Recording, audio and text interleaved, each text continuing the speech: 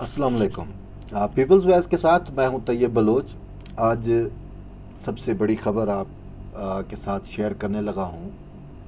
वो ख़बर अफ़गानिस्तान से मुतल्लिक है और ख़ासूसन वादी पंजशेर से मुतल्लिक है।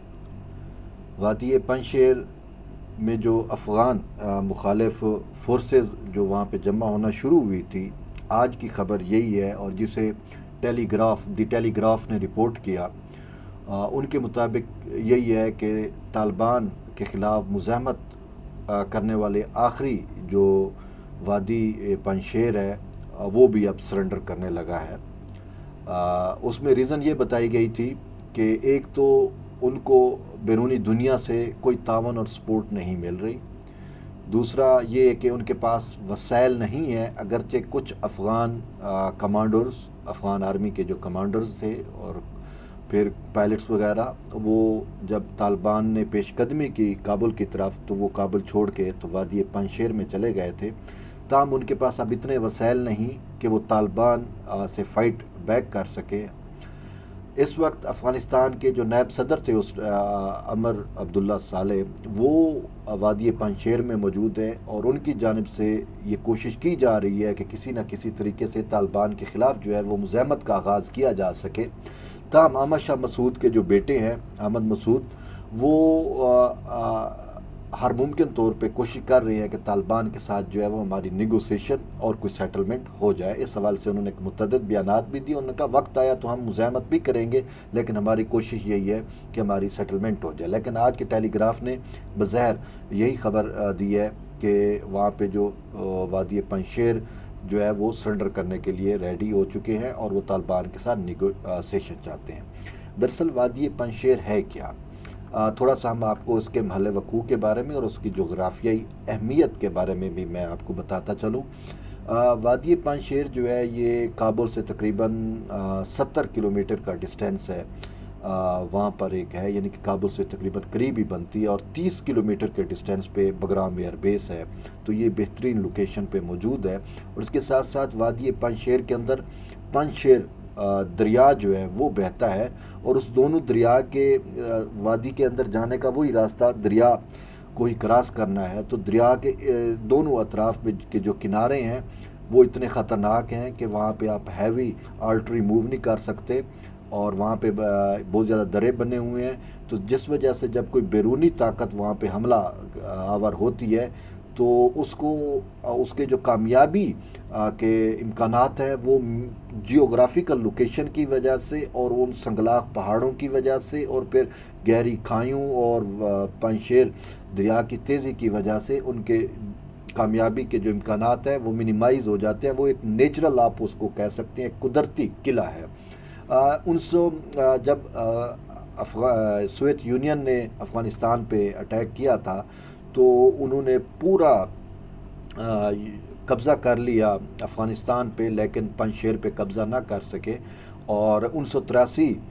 तक वो कोशिश करते रहे। और यहाँ अहमद शाह मसूद जो है वो सोवियत यूनियन के ख़िलाफ़ मुज़ाहिम रहे और यहाँ तक भी कि सोवियत यूनियन ने उस टाइम अब जदीद तरीन तमाम वेपन्स, हैवी आर्टरी, टैंक्स और SU-25 जो उस टाइम नए नए बने थे, तमाम वो जेट्स इस्तेमाल किए, हेलीकॉप्टर इस्तेमाल किए, पैराशूटर्स वहाँ पे वो किए गए, पैराशूट्स के ज़रिए दस्तों को उतारा गया। हर मुमकिन कोशिश की USSR ने, लेकिन उसको फतह नहीं कर सकी, जिसकी वजह से बाद में उन्हें अहमद शाह मसूद के साथ 1983 में एग्रीमेंट करना पड़ा और फिर उस एग्रीमेंट के तहत जो है वो मामलात जो है वो सोवियत यूनियन के अहमद शाह मसूद के साथ चलते रहे। और फिर दरअसल फिर इसके साथ साथ एक अहम रीज़न वजह ये भी है कि वादी पंजशेर जो है वो साउथ और नॉर्थ के दरमियान एक ब्रिज के तौर पे भी काम करती है, यानी कि साउथ अफ़गानिस्तान को नॉर्थ अफ़गानिस्तान के साथ जोड़ती है या उसके साथ मिलाती है। तो सोवियत यूनियन जब काबिज़ थी तो फिर उसको साउथ और नॉर्थ को मिलाने के लिए जो उन्होंने शाहराह बनाई थी, जो एक मरकज़ी रास्ता था, वो भी वादी पंजशेर के करीब से होकर गुज़रता था। तो इसी वजह से वहाँ पे जो भी ट्रांसपोर्टेशन या नकलो हमल होती थी वो अहमद शाह मसूद के जो है वो नज़र में रहती थी। اور پھر جب طالبان کی حکومت آئی تو احمد شاہ مسعود اس ٹائم کابل میں ہی تھے، لیکن وہ اپنی جان بچا کر وادی پنجشیر میں ہے، اور پھر پنجشیر سے انہوں نے مزاحمت شروع کی، اور طالبان 1996 سے لے کر 2001 تک تقریباً ان کی حکومت رہی امارت اسلامیہ افغانستان، لیکن وہ بھی فتح نہیں کر سکے وادی پنجشیر کو۔ تو یہ وادی پنجشیر کا بیک گراؤنڈ تھا، لیکن اب دوبارہ جب طالبان نے کابل کو فتح کیا ہے تو کچھ فورسز کی جانب سے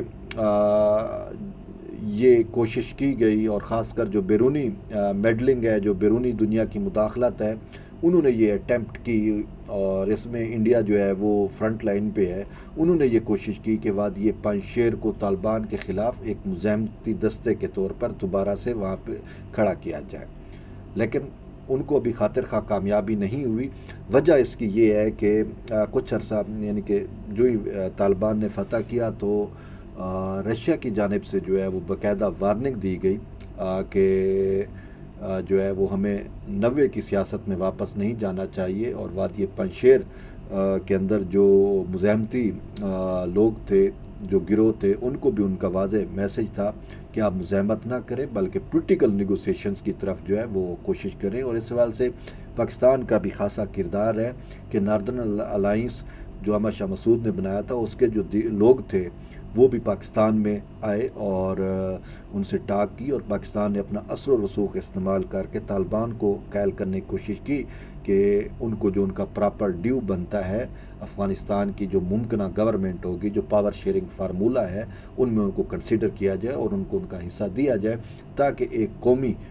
حکومت جو ہے وہ مرز وجود میں آ سکے۔ تو اس پہ احمد شاہ مسعود کے بیٹے احمد مسعود جو ہیں وہ بھی اس پہ راضی ہیں، اور ان کی جانب سے جو بار بار پیغامات دیے جا رہے ہیں وہ یہی پیغامات ہیں کہ وہ نیگوسیشن چاہتے ہیں، وہ مزاحمت نہیں چاہتے۔ اور پھر انہوں نے پوری دنیا سے کوشش بھی کی کہ بیرونی دنیا جو ہے وہ ان کو سپورٹ دے تو وہ طالبان کے خلاف مزاحم ہوں گے، لیکن رشیا کی وارننگ کے بعد جو ہے وہ شاید اب بیرونی دنیا نے بھی اپنے ہاتھ کھینچ لیے ہیں، اور وہ اس کو سپورٹ اس طریقے سے نہیں کر پا رہے، جس کی وجہ سے جو ہے وہ اب وہاں پہ یہ معاملات نظر آ رہے ہیں کہ وادی پنجشیر جو ہے وہ سرنڈر ہو جائے گی، اور شاید پولیٹیکل سلوشن جو ہے وہ نکل آئے، اور وہاں پہ جو متحارب گروپ ہیں ان کے جو لیڈرز ہیں ان کو شاید قومی حکومت جو افغانستان میں بنے گی ان میں ان کو جو ہے وہ حصہ جو ہے وہ مل پائے۔ اس کے بعد یہ ایک اہم ڈیولپمنٹ تھی، اور دیکھتے ہیں کہ حالات آگے کیا چلتے ہیں، لیکن جو مختلف فورسز ہیں، مختلف بیرونی دنیا ہے، وہ کوشش کر رہی ہے۔ اسی وجہ سے صدر روس ولادیمیر پوٹن نے بھی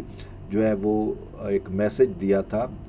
بلکہ ایک وہاں پہ تقریر کی رشیا کے اندر، اور اس میں اس نے واضح طور کے اوپر کہا کہ ہم افغانستان کو بہتر جانتے ہیں، پہلے بھی ہم وہاں پہ رہ چکے ہیں، اور ہمیں پتہ ہے کہ اس کی صورتحال کو کیسے ڈیل کرنا ہے۔ اس کے ساتھ ساتھ انہوں نے بیرونی دنیا کو کہا تھا کہ فارن میڈلنگ جو ہے وہ افغانستان میں نہیں ہونی چاہیے، افغانستان کے جتنے ایتھنیکل گروپس ہیں یا ریلیجیس سیکٹس ہیں ان سب کو موقع ملنا چاہیے کہ وہ تمام شراکت دار افغانستان کے شراکت دار جو ہیں وہ خود مل کے اپنی حکومت جو ہے وہ قائم کریں۔ تو اب حالات اسی سمت جا رہے ہیں۔ جو ممکنہ خطرہ تھا یہی وادی پنجشیر سے متعلق تھا، کیونکہ پرسوں کی بات ہے، کل پرسوں طالبان کے بہت زیادہ جو سولجرز تھے وہ موو کر دیے گئے وادی پنجشیر کی طرف، اور پنجشیر سے بھی جو ہے وہاں پہ ایک مزاحمت کا آغاز جو ہے وہ ہو چکا تھا۔ تاہم اب جو خبر آ رہی ہے وہ انتہائی خوش آئند ہے کہ وہ نیگوسیشنز کی طرف جا رہے ہیں، اور یہ نیگوسیشن جو ہے وہ ایک اچھا عمل ہوگا۔ اس کے ساتھ ساتھ آپ کو ایک اور بھی بتاتا چلوں کہ وادی پنجشیر میں جو ایتھنیکل گروپ ہے وہ تاجک ہے، یعنی کہ طالبان جو ہیں وہ پشتون ہیں، تو شمالی اتحاد جو بنا تھا وہ تاجک النسل تھا، اور پھر وادی پنجشیر میں جو لوگ رہتے ہیں وہ تاجک ہیں بیسیکلی، اور ان تاجکستان کا ان کے اوپر خاصا اثر بھی ہے۔ تو اس حوالے سے رشین پریزیڈنٹ نے جب کل CSTO جو کولیکٹیو سیکیورٹی ٹریٹی آرگنائزیشن ہے اس کی سمٹ ہوئی، اور اس میں رشین پریزیڈنٹ نے تاجکستان کے صدر کو جو ہے وہ واضح میسج دیا کہ تاجکستان جو ہے وہ اپنا رول پلے کرے اس حوالے سے، تاکہ جو افغانستان میں ہے وہ امن قائم ہو سکے۔ اگر طالبان اور شمالی اتحاد یا وادی پنجشیر سے طالبان کے خلاف مزاحمت ہوتی ہے تو وہ پھر افغانستان میں جو ایک امن کی اٹیمپٹس ہیں، جو ریجنل اٹیمپٹس ہیں، جو کوشش کی جا رہی ہے پاکستان کی جانب سے، روس کی جانب سے، چائنا کی جانب سے، یا وہ سینٹرل ایشین کنٹریز ہیں، یا وہ کنٹریز جو کلیکٹیو سیکورٹی ٹریٹی آرگنائزیشنز کی کنٹریز ہیں، وہ تمام کنٹریز افغانستان کے بارڈر کے ساتھ ساتھ موجود ہیں، تو ان کی جانب سے یہ اٹیمپٹ ہو رہی ہے، اور تقریباً تمام